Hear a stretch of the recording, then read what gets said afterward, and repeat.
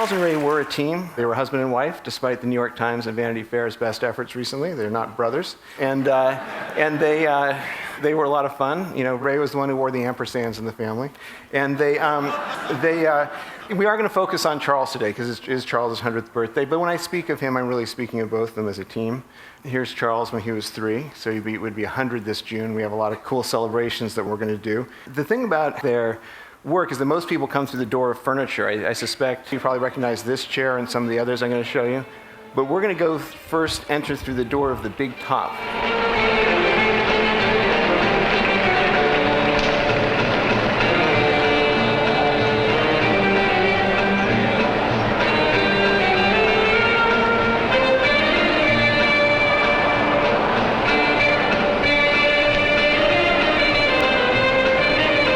About this, though, is that, you know, why am I showing it?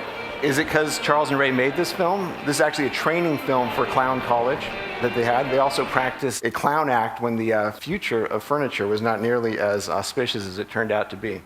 There's a picture of Charles, so let's watch the next clip. The film we're about to see is a film that they made for the Moscow World's Fair. This is the land. It has many contrasts. It is rough and it is flat. In places it is cold, in some it is hot.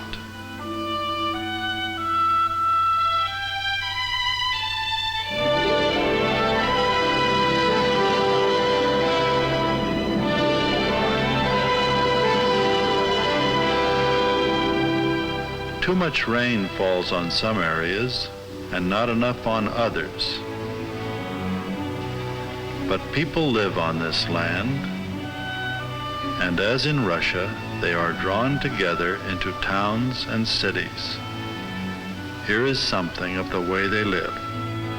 Now, this is a film that was hardly ever seen in the United States, and it's a 7 screens, and it was like 200 feet across. And it was at the height of the Cold War. The Nixon-Khrushchev kitchen debate happened about 50 feet from where this was shown. And yet, how did it start? You know, commonality. The first line in Charles' narration was, "The same stars that shine down on Russia shine down on the United States. From the sky, our cities would look much the same." It's that human connection that Charles and Ray always found in everything. And you can imagine, and the thing about it is that they believed that the human mind could handle this number of images, because the important thing was to get the gestalt of what the images were about. So that was just a little snip. But the thing about Charles and Ray is that they were always modeling stuff. They were always trying things out. And I think one of the things I'm passionate about my grandparents' work, passionate about my work. On top of all that, I'm passionate about a holistic vision of design, where design is a life skill, not a professional skill. And we all, those of us with kids often want our kids to take music.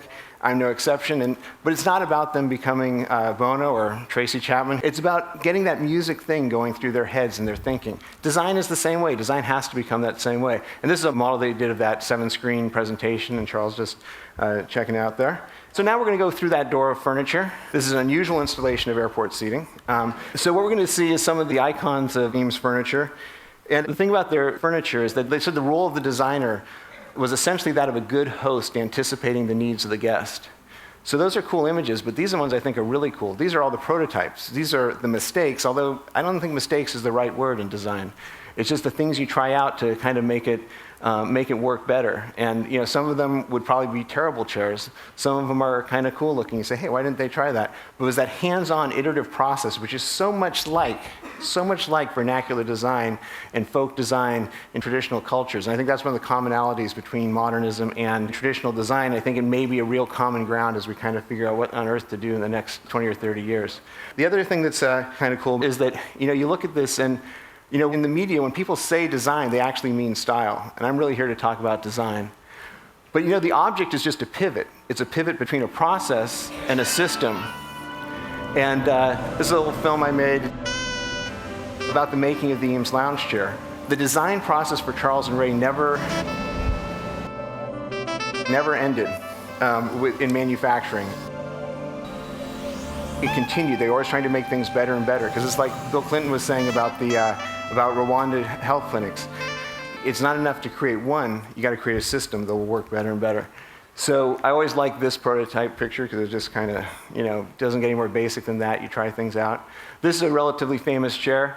Its early version had an X base. That's what the collectors like. Charles and Ray liked this one because it was better. It worked better, H-based, much more practical. This is something called a splint, and I was very touched by Dean Kamen's work for the military or for the soldiers, because Charles and Ray designed a molded plywood splint. This is it. And they'd been working on furniture before, but doing these splints, they learned a lot about the manufacturing process. It was incredibly important to them.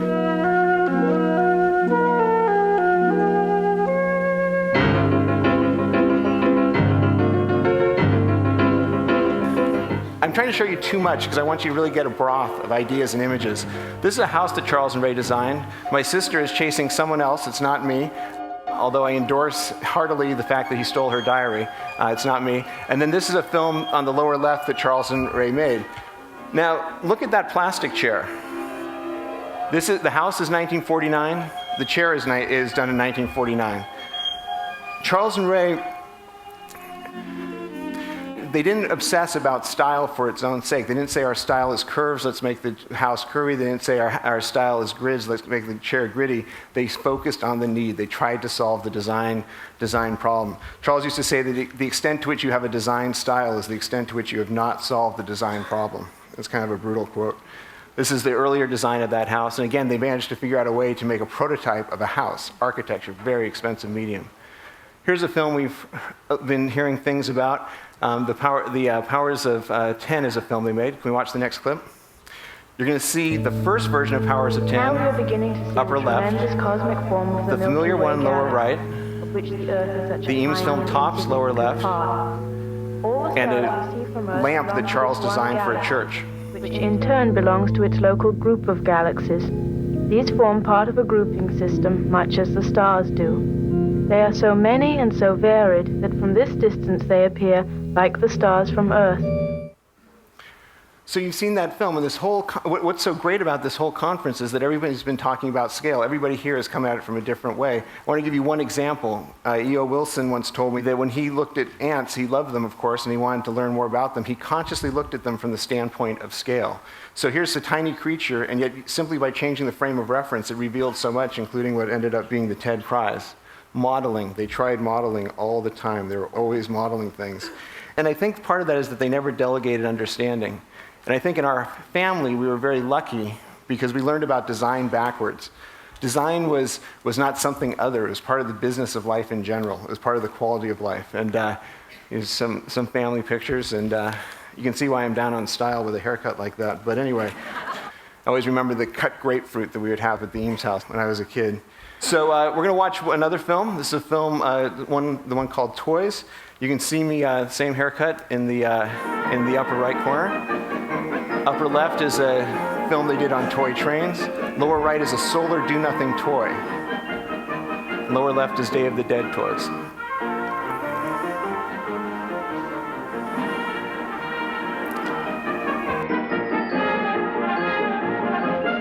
Charles used to say that toys are not as innocent as they appear. They're often the precursor to bigger things. And these ideas, that train up there being about the honest use of materials, is totally the same as the honest use of materials in the plywood. And now I'm going to test you. This is a letter that my grandfather sent to my mom when she was 5 years old. So can you read it? Lucia Angel. So. Okay, I saw many trains. Also good, with the Leather Crafters Guild is here. Also, what's he doing? Road. Sun? No. Well, what's the name of sunrise? Dawn. Very good. Also, rode on one. Now, you've been to the website Dogs of St. Louis in the mid-1930s, then you'd know that was a Great Dane. So I hope you had a nice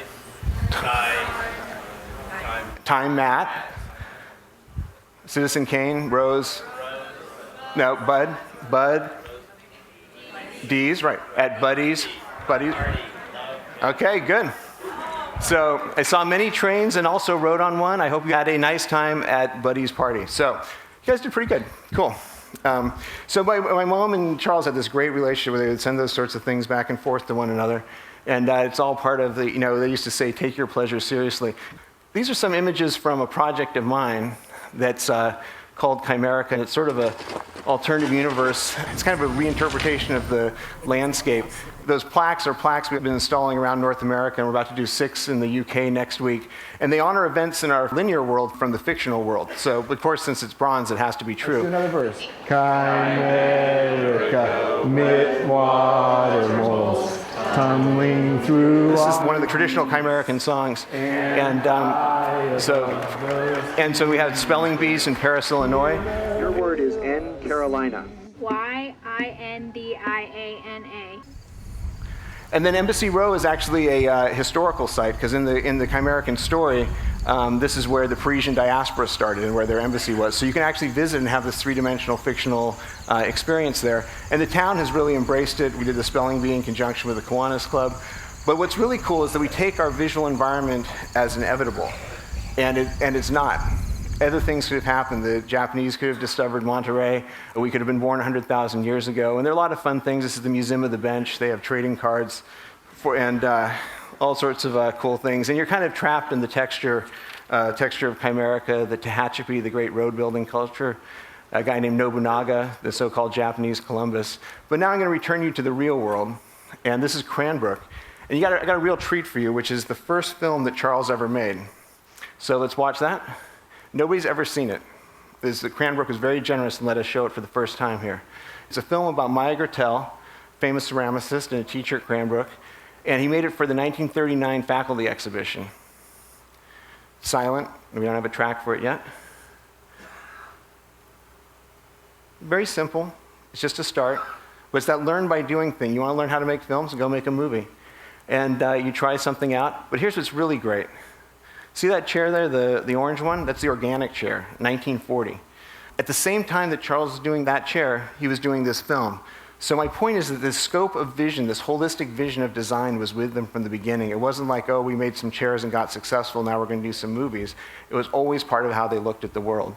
And that's what's really powerful. And I think that all of us in this room, as we move design forward, it's not about just doing one thing. It's about how you approach problems. And it's this huge, beautiful commonality between design, business, and the world. So we're going to do the last clip. And I've shown you so many images. I just want to focus on sound now. So this is Charles's voice. In India, those without and the lowest in caste eat very often, particularly in southern India, they eat off of a banana leaf.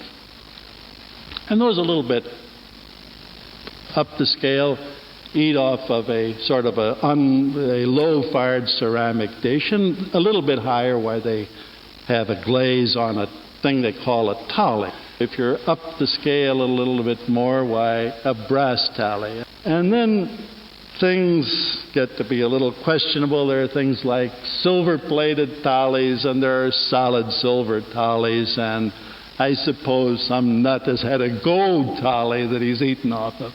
But you can go beyond that, and the guys that have not only means, but a certain amount of knowledge and understanding, go the next step, and they eat off of a banana leaf.